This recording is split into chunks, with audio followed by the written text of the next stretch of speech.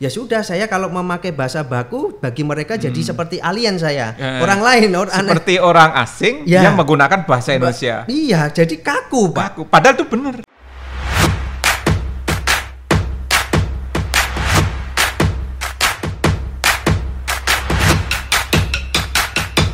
Jumpa lagi dengan APMD Podcast. APMD Podcast selalu menyajikan kehadiran nih. Ya. Benar? Ya. Selalu kehadiran tamu-tamu yang istimewa. Kali ini tamu istimewa APMD Podcast seorang dokter tapi masih muda.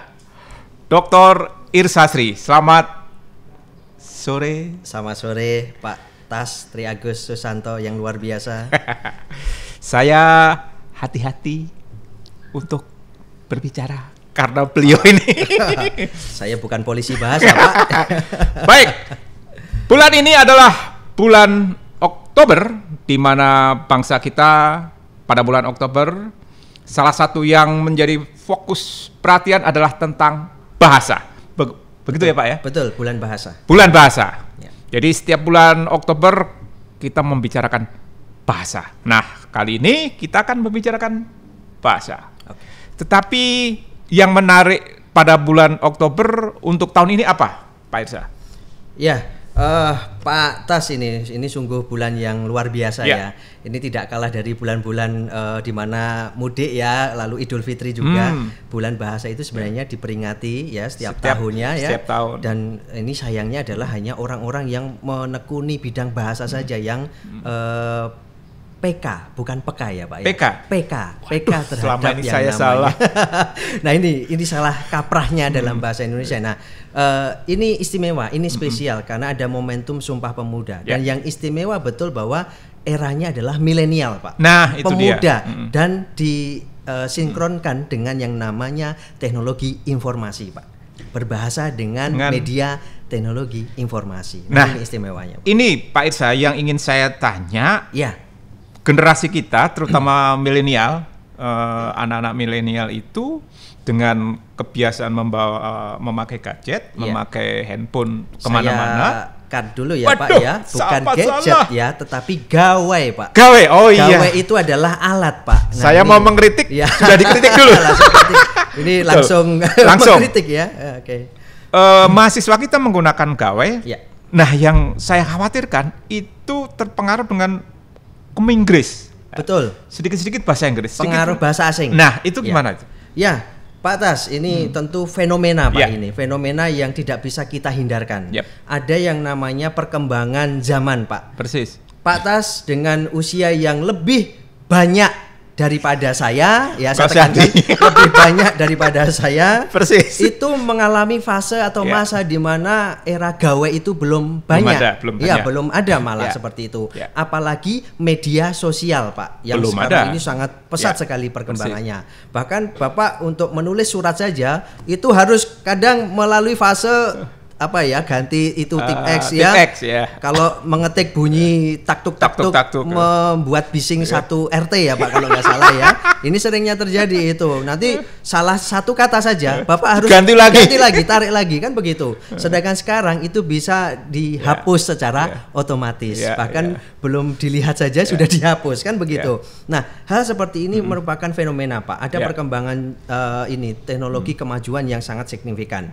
Dan itu seiring sejalan dengan yang namanya usia seseorang. Bapak mengalami fase sekarang ini kita warga podcast APMD. Bapak secara usia mungkin sudah boros ya, tetapi secara pengetahuan itu mau mempelajari hal yang baru, teknologi yang baru. Nah, bahasa juga seperti itu, Pak, mengalami perkembangan. Persis. Iya. Saya kalau mendapat WA dari entah itu anak atau mahasiswa, betul. Kadang-kadang saya mikir dulu. Iya. Iki artinya apa? Artinya apa? Tapi setelah saya pikir ya masih nyambung. Betul, Pak. Saya misalnya Bapak kasih contoh ya, Pak Tas menerima teks WhatsApp dari mahasiswa. Sekarang bahasa Bapak sudah gaul.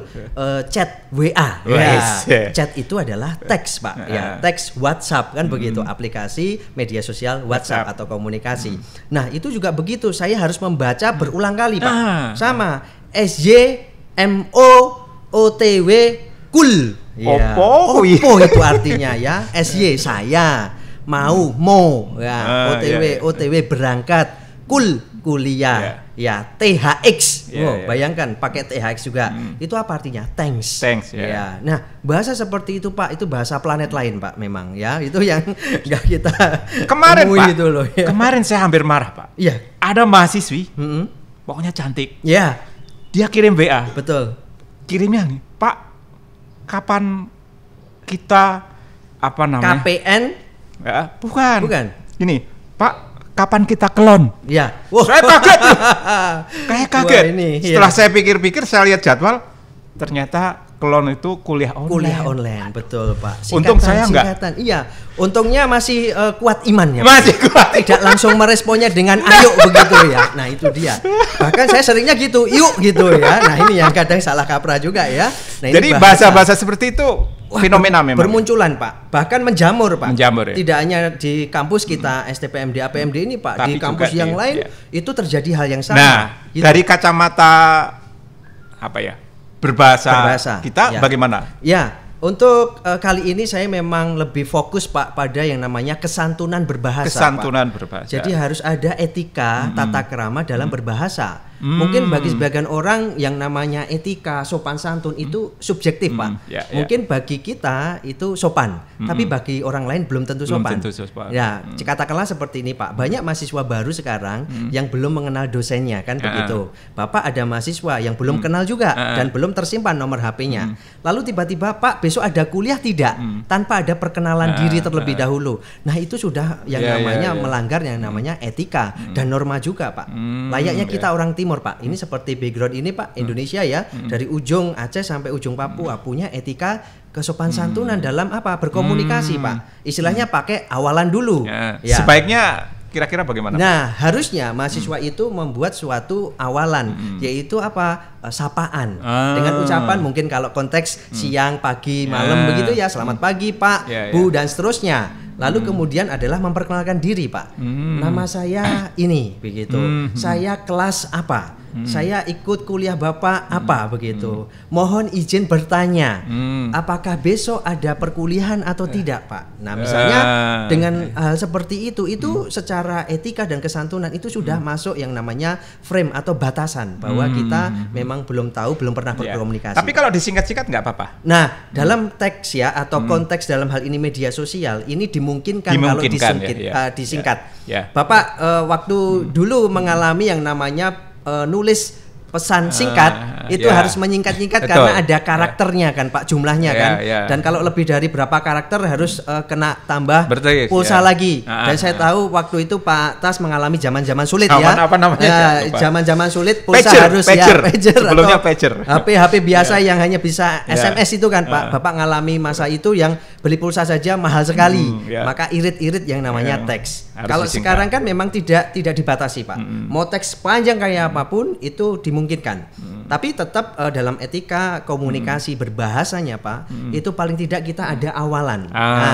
Menyapa, sapa itu tadi penting. Jadi, selanjutnya mau singkat-singkat tidak masalah, tidak apa-apa. Yang penting sama-sama memahami. Itu mahasiswa atau siapapun yang belum kenal. Iya, betul. Nah, kalau yang katakanlah sudah kenal, namanya, nama kita, nama dia ada di handphone masing-masing, di buku telepon ya. Itu nggak masalah ya? Tidak masalah Pak. Berbeda langsung nyebut. Itu namanya konvensi. Sudah keberterimaan. Istilahnya begini, kalau dalam ilmu bahasanya ya, kebetulan juga saya sebagai peneliti bahasa di Balai Bahasa ya, itu kan Badan Pengembangan Pembinaan Bahasa mengeluarkan yang namanya Kamus Bahasa Indonesia, KBBI itu. Nah, Kamus Besar Bahasa Indonesia itu juga isinya berdasarkan dari kesepakatan bahasa dari manapun, entah dari daerah atau entah yang biasa digunakan oleh wilayah tertentu itu bisa diakui dan digunakan bersama-sama. Jadi ada keberterimaan Pak istilahnya. Tapi tetap harus menjunjung tinggi yang namanya etika berbahasa.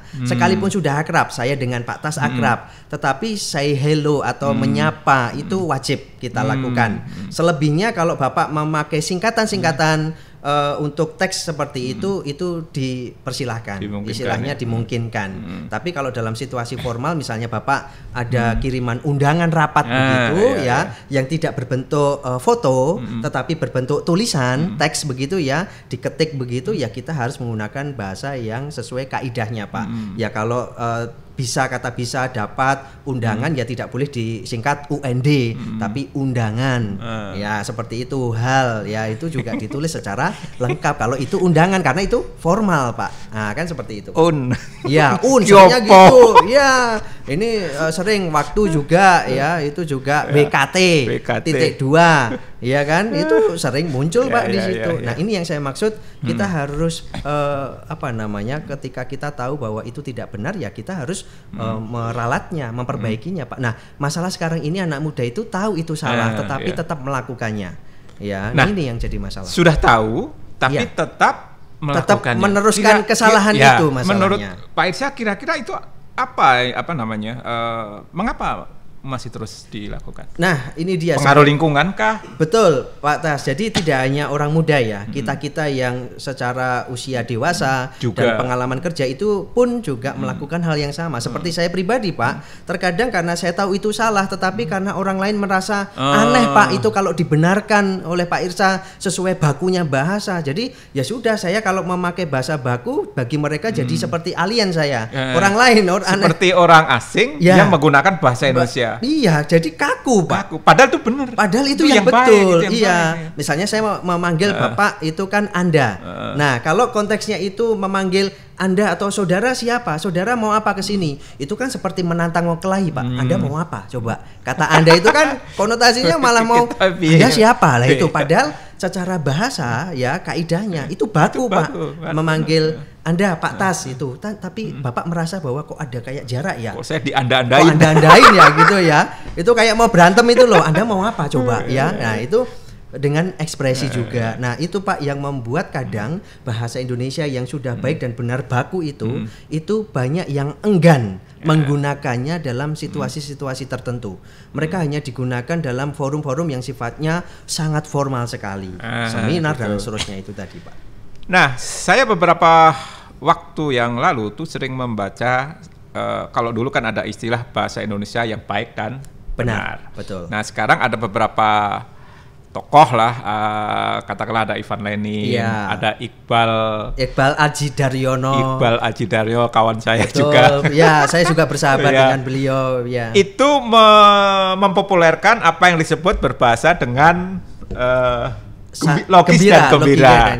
Nah, kalau menurut Pak Irsa gimana? Iya, betul Pak Tas. Jadi rekan-rekan yang pemerhati, saya katakan pemerhati bahasa ya, karena ada yang memang betul berlatar belakang pendidikan bahasa, tapi ada yang menekuni karena latar belakangnya kan berbeda-beda Pak. Ivan Lenin itu kan orang komputer Pak. Teknologi. Si Iqbal orang sastra Jepang. Iya, bahkan sangat jauh sekali. Ya ada sastranya sih bahasa, tetapi yang khusus tentang pragmatik, sintaksis, semiotik, istilah-istilah tentang bahasa lah Pak. Itu kan tidak mendalami secara langsung. Kalau kebetulan memang pendidikan saya kan dari S1 sampai S3 tentang itu Pak, mempelajari proses bahasa itu terbentuk bagaimana. Nah, secara pemakaian Pak, itu kita masih dimungkinkan memakai bahasa Indonesia yang logis dan gembira. Logis dan gembira. Logis, misalnya saya memanggil Pak Tas itu tidak Anda lagi, tetapi memakai kata atau awalan Bapak atau Mister atau katakanlah Bro, kayak sekarang ini.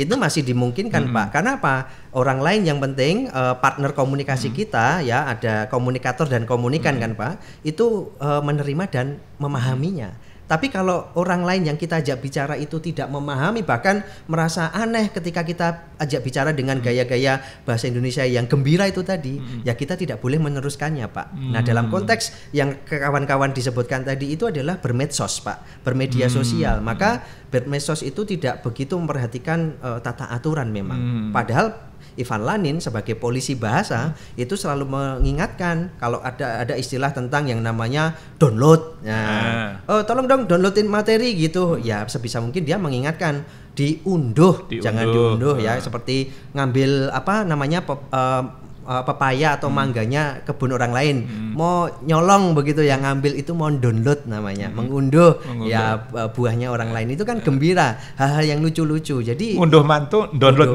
mantu. Nah, kan itu sebagai bentuk apa ya Pak ya, hal yang menyenangkan sebenarnya, dan kalau kita tahu itu asik kok. Asik. Jadi istilah bahasa Indonesia yang logis itu bisa kita terima dan kita paham. Itu logis Pak ya, dapat dicerna oleh akal sehat kita. Tapi juga gembira karena apa? Memakainya pun juga enjoy, tidak terus kaku kan begitu. Betul. Coba beberapa petinggi negara kita Pak ya, tokoh-tokoh politik. Pak SBY katakanlah, teknik berpidatonya itu sangat tertata Pak, kata-katanya. Saudara-saudara sekalian yang kita hormati, yang kita banggakan, dan dengan gaya gestur ya, tangan yang sangat militer banget ya, tertata begitu. Itu sangat, kita mendengarkannya itu, aduh ini kok runut. Memang bagus runut pidatonya, tapi secara bahasa diksinya, pilihan katanya itu sangat baku sekali Pak. Nah, maka komunikasinya ke masyarakat agak sedikit kurang enjoy. Jadi kaku begitu. Lain perkara kalau itu seperti Pak Jokowi. Mungkin dengan agak sedikit lambat cara berbicaranya ya Pak, tapi pilihan katanya itu yang disampaikan itu ternyata sangat membumi, sangat memasyarakat sekali. Hal-hal yang kekinian itu juga diterima gitu. Itulah logis dan gembira Pak. Kaisang dengan bahasa Twitternya itu kan itu bahasa Indonesia yang logis dan gembira, tapi tidak melanggar kaidah memang. Yang penting itu aja Pak, yang dalam hal komunikasi berbahasa. Juga saya mencatat banyak hal Pak, ada istilah-istilah KZL. Kesel ya. Wah itu saya banyak sekali nih, woles ya, baper, bapo, GWS, lalu wah itu saya temukan bahasa entah yang berlalu lalang di Twitter ya Pak, dan di medsos-medsos lain ya, Instagram, Facebook, itu kalau kita teliti Pak, itu penuh dengan ini apa namanya, hal-hal yang berbau negatif dalam bahasa memang. Nah, membuli, bully kan itu sebenarnya sudah bahasa asing kan. Sekarang namanya perundungan. Dirundung ya, Bapak dibully, dirundung begitu. Nah, hal seperti itu merupakan pembulian Pak sebenarnya. Maka etika berbahasa, santun berbahasa ini kaitannya dengan bermedsos itu menghindari kita hoax atau berita yang tidak benar, tidak sesuai kenyataan, dan juga merundung orang itu tadi. Wah, bahasamu, dialekmu. Contoh kawan-kawan kita dari Indonesia Timur, dialeknya kan kata saya jadi sa mau kan gitu. Teman-teman dari Sumatera nadanya tinggi terus, padahal bahasanya sudah santun tapi vokalnya itu tinggi sekali seperti orang mau berantem. Nah, hal seperti itu Pak, itu kalau di media sosial kan nggak bisa dideteksi. Adanya cuma teks saja kan. Nah, chat saja kan, maka tanda seru misalnya, Pak Tas nanti kita ketemu loh ya, pakai tanda seru, bahkan tidak hanya satu Pak, 3 begitu. Wah, ini siapa ini nyuruh-nyuruh saya. Nah, padahal tanda seru itu kan penegasan Pak. Nah, kadang tanda-tanda bahasa ya itulah yang membuat kalau kita tidak mengekspresikannya dalam bentuk ujaran lisan atau verbal, itu akan menimbulkan arti yang lain lagi, berbeda lagi Pak. Apalagi sekarang banyak itu loh, apa ikon apa namanya? Nah, emoticon. Wajah lucu ya, tertawa, melet begitu gitu ya. Itu sebenarnya itu dimungkinkan ketika bahasa itu kita bisa terima bahwa ada orang yang enjoy ketika menerima emoticon seperti itu. Tapi ada yang tidak nyaman Pak. Bahkan dosen pun juga pernah saya temui, Anda tolong diulang cara WA-nya. Itu tidak etis, tidak sopan. Saya pernah termasuk ada emoticon itu. Ada emoticon itu tadi yang dengan tanda mengatup itu tadi. Padahal tanda mengatup ya istilahnya mohon maaf permisi ya, gitu. Tapi bagi seseorang itu tidak mau menerima. Pokoknya teks ya, kata-kata saja. Jangan diimbuhi dengan yang namanya tanda baca kecuali tanda baca. Bahkan yang sering kan ada emoticon foto kita sendiri ya, lalu di GIF itu kan itu muncul di WhatsApp melet atau siap yes bos itu. Waduh itu lebih mengkacaukan lagi gitu loh. Tapi tidak salah itu Pak, yang terkait dengan logis dan gembira.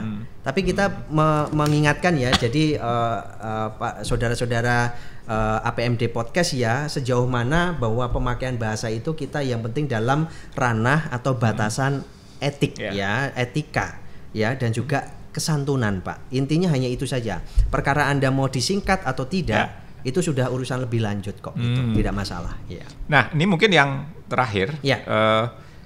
Dulu ada istilah berbahasalah dengan baik dan benar. Ya. Saya mungkin baru sekarang atau beberapa minggu yang lalu mendengar logis dan gembira. Betul. Nah, apakah itu pergeseran ya. atau kita boleh kadang-kadang pakai yang baik dan benar, kadang-kadang pakai yang logis dan gembira? Ya. Kalau menurut saya Pak Tas, karena saya seorang yang memang menekuni bahasa, saya harus tahu konteks ya dan teksnya. Konteksnya di mana dan apa. Teksnya adalah saya sedang melakukan apa dalam ranah misalnya formal atau informal. Kalau bahasa logis dan gembira itu memang bahasa untuk ke akademik ya, akademis itu tidak dimungkinkan Pak. Ya, karena yang ada adalah hanya bahasa formal, bahasa baku, bahasa baik dan benar yang memang sesuai kaidah. Ketika ketua panitia seminar memberikan pidato sambutan pun baik juga dan benar baik dan benar Pak. Menyapa itu dengan titel menyebutkannya titik koma harus wajib dibaca Pak. Tapi kalau itu Bapak bandingkan dengan logis dan gembira, apaan sih ini panjang-panjang sudah sebut saja nama, misalnya nama Prof siapa begitu kan enak. Tapi kalau dalam situasi akademis Pak, yang terhormat Profesor, Doktor, Bapak siapa itu seperti orang membawa acara kan Pak. Nah, itu kan begitu. Apalagi MC sekarang yang kondang-kondang, MC di televisi, Raffi Ahmad dan seterusnya, itu kalau nyebut orang kan sesuka hati aja. Tapi juga kalau dalam unsur entertain itu logis dan gembira. Boleh Pak. Medsos itu adalah dunia entertain. Ini logis dan gembira ya? Ini logis dan gembira. Makanya saya ada sisipin. Pantesan saya gembira terus. Gembira juga gitu loh. Jadi bahasa kita itu penuh tanda dan makna. Itu pragmatik, semiotik Pak dan seterusnya. Nah itu makanya saya berpesan Pak bahwa dalam situasi formal mungkin harus terakhir pesannya ke sana. Silakan. Oke, untuk rekan-rekan, kawan-kawan dan juga saudara-saudara seluruh Indonesia yang menyaksikan podcast APMD ini, saya sebagai seorang yang menekuni bidang bahasa, ya pegiat bahasa, pemerhati bahasa juga, saya juga banyak belajar tentang yang namanya penggunaan bahasa. Pesan saya satu ya, yang pertama, Anda tetap harus menjaga etika dan kesopan santunan dalam berkomunikasi, terutama melalui media sosial atau media komunikasi yang pada umumnya Anda gunakan ya. Kalau Anda sedang berkomunikasi, ucapkan salam ya, awalan harus memperkenalkan diri sekalipun orang itu sudah kenal dengan Anda, tetapi etikanya tetap memberikan sapaan. Jangan lupa di akhir Anda berkomunikasi juga ditutup dengan ucapan terima kasih atau dengan istilah permisi atau maaf sudah mengganggu waktunya. Nah, ini etika komunikasi yang harus kita jaga, junjung tinggi betul-betul. Anak-anak muda, milenial sekarang ini tidak kehilangan identitasnya sebagai anak muda, tetapi juga tidak kehilangan identitas kebahasaannya, karena bahasa kita adalah bahasa Indonesia. Bahasa Indonesia itu dijunjung tinggi oleh negara sebagai bahasa negara, lambang identitas negara Indonesia, Republik Indonesia. Jadi kita wajib menjaga bahasa Indonesia. Dalam hal apa? Dalam penggunaannya sehari-hari. Maka kita boleh menggunakan bahasa Indonesia yang logis dan gembira dengan bahasa yang santai tetapi tetap terjaga yang namanya etika dan kesopan santunan. Nah, untuk bahasa Indonesia yang baik dan benar dan baku, Anda bisa gunakan dalam forum-forum tertentu yang memang dikondisikan untuk berbahasa Indonesia yang baik dan benar dan baku tersebut ya. Jadi seperti seminar ya, lokakarya atau kegiatan-kegiatan yang sifatnya formal dan seremonial. Nah, Pak Presiden kita Joko Widodo sudah menunjukkan bahkan pidato di dunia internasional beliau menggunakan bahasa Indonesia yang baik dan benar. Maka kita patut berbangga ya mempunyai bahasa Indonesia yang juga digunakan hampir sebagian besar negara-negara di dunia. Bahkan di Belanda bahasa Indonesia menjadi bahasa pengantar dalam perkuliahan juga. Jadi tetap jaga bahasa kita, gunakan bahasa kita dengan baik, benar, logis dan gembira tersebut ya, karena itu identitas kita semuanya dan Anda tidak kalah dengan budaya asing atau bahasa asing. Bahasa Indonesia dan bahasa Inggris itu betul-betul sejajar, meskipun secara jumlah pemakaiannya itu lebih banyak bahasa Inggris, tetapi secara kualitas bahasa Indonesia itu luar biasa karena mengakomodasi berbagai jenis bahasa, baik dari dunia lain, dunia maya maupun dunia nyata, dari Indonesia ujung utara sampai selatan, timur, barat, semuanya diakomodasi. Bahkan negara-negara lain juga diadopsi ke dalam bahasa Indonesia. Nah, kita betul-betul harus menjaga, menjunjung tinggi bahasa persatuan kita, yaitu bahasa Indonesia. Begitu ya rekan-rekan, pesan saya, tetap semangat berbahasa Indonesia yang baik dan benar, logis dan gembira. Oh, aduh, terima kasih, lengkap sekali. Luar biasa. Saya tidak akan menyimpulkan, karena sudah jelas, kita berbahasa baik dan benar, logis dan gembira.